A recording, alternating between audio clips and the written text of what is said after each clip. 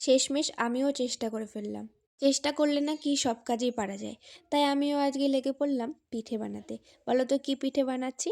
বুঝতে না পারলে পুরো ভিডিওটা দেখো। আর আমার বানানো পিঠেগুলো তোমাদের কেমন লাগলো সেটাও অবশ্যই জানিও। যেহেতু প্রথমবার তাই একটু ভয় তো ছিল মনে, আর অনেকটা কনফিডেন্সও ছিল, কারণ আমার মা আমাকে হেল্প করছিল। প্রথমে তো উনুনটা ধরাতে হবে, কারণ আমি পিঠেগুলো উনুনেই করব। মা বলল উনুনে করলে বেশ ভালো হয়। তো আমি বসিয়ে দিয়েছি, আর এদিকে দেখো আমি অল্প অল্প করে চালের গুঁড়ো, যেটা আমি গরম জল দিয়ে আর নুন দিয়ে গুলিয়ে রেখেছিলাম, সেটাই।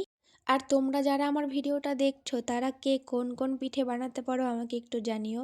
তাহলে নেক্সট টাইম আমিও একটু চেষ্টা করব যে দেখি আমি পারি নাকি। এদিকে আমি বসে বসে টেনশন করছি আর বারবার দেখছিলাম যে পিঠেগুলো উঠছে নাকি।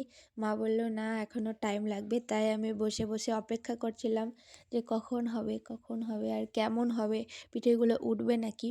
আর শোনো শোনো, এই যে কাঁচি দেখছো, কাঁচিটা দেখে কেউ হেসো না, এটা আমাদের পিঠে বানানোরই কাঁচি।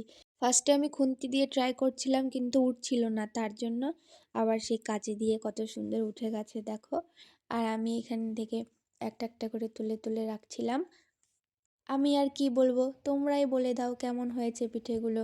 তোমরা কে কি দিয়ে খেতে ভালোবাসো, আর এই পিঠেটাকে তোমরা কি পিঠে বলো? আমরা তো সাজের পিঠে বলি।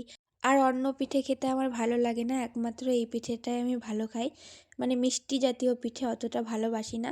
তোমরা কে কোন পিঠে খেতে ভালোবাসো আমাকে জানিও তো।